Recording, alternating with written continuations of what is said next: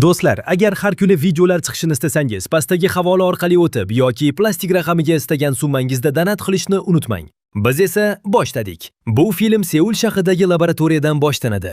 Douglas ismli amerikalik ahmoq harbiy shifokor o'zining koreyalik yordamchisi Kimga muddati o'tgan dorilarni quvurga to'kib yuborishni buyuradi. Janob Kim buni xohlamaydi, chunki quvurlar Han daryosiga olib borardi. Ammo Douglasga farqi yo'q. U harbiy darajasi yuqoriligidan foydalanib, janob Kimni buyruqni bajarishga majbur qiladi. Yillar o'tadi. Odamlar Han daryosi bo'yida dam olayotib, to'satdan ko'prik ostida g'alati bir mavjudotni ko'rishadi. Avvaliga hamma buni oltin baliq deb o'ylaydi va rasmga ola boshlashdi. Ammo hech kim nima bo'layotganini anglab ulgurmasidan bu narsa to'satdan suvga tushadi. Keyin oltin baliq qirg'oq tomon tez suzib keladi va shafqatsizlarcha odamlarni tinchitishni boshlaydi. Bu aniq o'sha dorilar asoratida tug'ilgan maxluq edi. Olomon qochadi. Shu payt Gang Du ham o'sha yerda edi. U uxlash bo'yicha jahon chempioni va agar otasi Pak Shibongni daryo bo'yidagi kichkina oshxonasi bo'lmaganida, Gang Du hozirga qadar ehtimol gadoy bo'lar edi. Uning hayotida bitta eng muhim inson bor, qizi Pak Sion So. Qizaloq Pak oilasidagi yagona farzand va ularning eng qadrli xazinasi edi. Maxluq paydo bo'lganda Gang Du qo'rqqan bo'lsa ham, odamlarga yordamga shoshiladi. Bir amerikalik askar ham yo'l belgisini ushlab maxluq tomon yuguradi. U Gang Du bilan maxluqqa birgalikda hujum qiladi. Maxluqning qoni Gang Duning yuziga sachraydi. Bu tartibsizlikda qahramonimiz orqasidagi begona qizaloqning qo'lidan ushlab qochadi. Ammo bir necha qadamdan keyin bu larni hammasi bir xil ko'rinishda bo'lgani uchun qizini boshqa bilan adashtirib yuborganini tushunadi. Haqiqiy Sion So esa ortda dahshat ichida otasiga tikilib turardi. Masofa juda qisqa edi, biroq yetib kelgan maxluq qizni to'g'ridan-to'g'ri suvga sudrab ketadi. Gang Du suzishni bilmasa-da daryoga otiladi. Ammo kech edi. Maxluq qizni tishlagancha suv ostida g'oyib bo'ladi. Hukumat voqea joyini yopib, odamlarni sport zaliga yig'adi. Gang Duning ukasi Nam Il va singlisi Nam Ju ham yetib kelishadi. G'amga botgan oila qizni asray olmagani uchun qahramonimizni ayblay boshlaydi. Shu payt zalga sariq himoya kostyumidagi odamlar kirib keladi va maxluqda yuqumli virus borligi sababli barchani karantinga olishlarini e'lon qilishadi. Ahmoq Gang Du esa o'ziga maxluqning qoni sachraganini halol tan olib, asosiy nishonga aylanadi. Sariq kostyumli odamlar oilani olib ketishadi. Hukumat virus haqida vahima ko'targach, Gang Duda ham vahmaga xos qichishish alomatlari boshlanadi va u chorasiz karantinda o'tiradi. Biroq kutilmagan telefon qo'ng'irog'i hammasini o'zgartiradi. Bu Hayon So edi. Qizning tirikligi, maxluq uni o'zining suyaklar bilan to'la qorong'u uyasiga olib kelgani va u tasodif tufayli omon qolgani ma'lum bo'ladi. Qiz aniq joyini aytishga ulgurmay aloqa uziladi. Gang Du yordam so'rab politsiyaga murojaat qiladi, ammo ular Gang Duga umuman ishonishmaydi va sovuqqonlik qilishadi. Otasi Xibong vaziyatni pul bilan hal qilmoqchi bo'lib pora taklif qiladi, biroq bu ham yordam bermaydi. Keyin hukumatdan umidini uzgan Pak oilasi yagona merosxo'r qizlari Hayon Soni o'z kuchlari bilan qutqarishga qaror qiladi. Oila xavfli vaziyatlarga qaramay, shifoxonadan jiddiy talofatsiz qochishga muvaffaq bo'ladi. Biroq yopiq hududga kirish imkonini beruvchi dezinfeksiya mashinasi va kanalizatsiya xaritasini qo'lga kiritish uchun otasi Xibong butun umrlik jamg'armasini sarflaydi. Qiyin vaziyatda ularga davlat idoralari emas, balki pul evaziga hamma narsaga tayyor bo'lgan qora bozor odamlarigina yordam beradi. Butun mamlakat bo'ylab qidirilayotgan Pak oilasi kanalizatsiyaga borishda nazorat punktiga duch keladi. Mas'ul xodim ularni tanib qolib, pul undirmoqchi bo'ladi.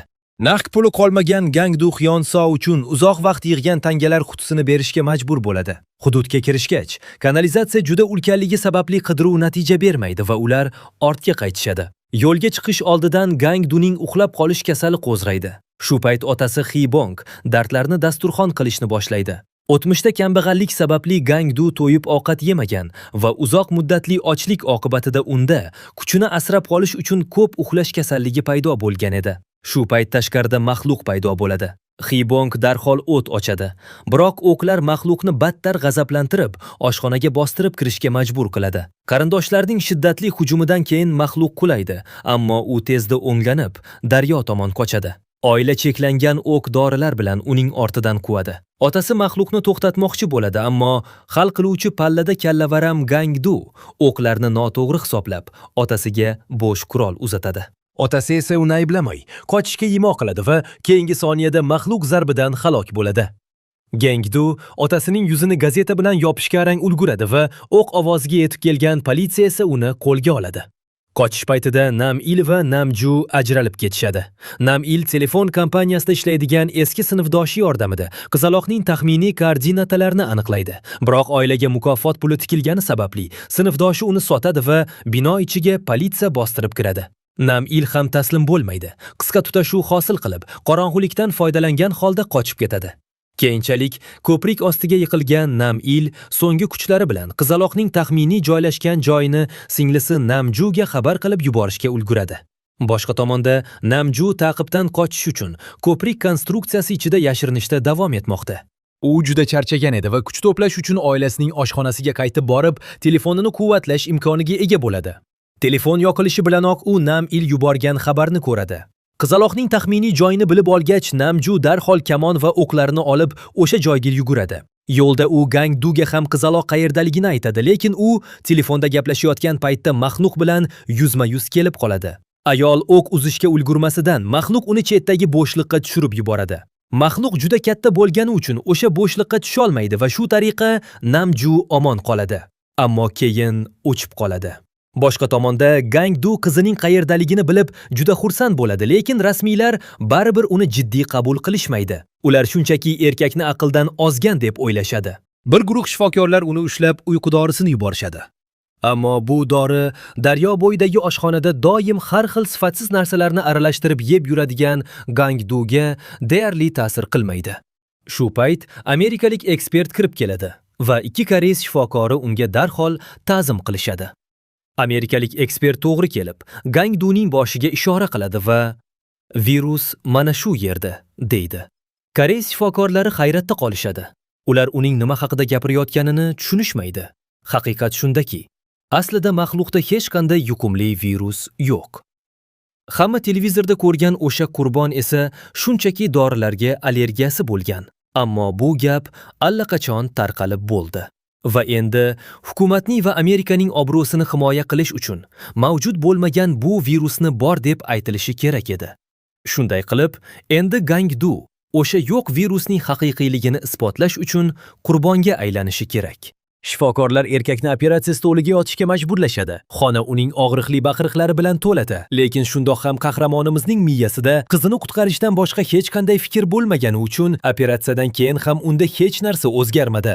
Buning ustiga imkoniyat tug'ilishi bilan u shprisni ushlab, hamshirani garovga oladi. Tashqarida esa amerikalik ekspertlar va koreys amaldorlari xotirjamlik bilan shashlik pishirib yeyishayotganda, qahramonimiz esa tez yordam mashinasini o'g'irlab, shifoxonadan qochib ketadi. Shu bilan birga qizaloq Maxluq qayergadir ketganidan foydalanib, suv topish uchun o'zining yashiringan joyidan chiqadi. Ammo Maxluq to'satdan qaytib keladi. Uning yashirinishga vaqti bo'lmaydi. Shuning uchun u faqat jasadlar uyumi ichiga yotib, o'zini o'lganga solishga majbur bo'ladi.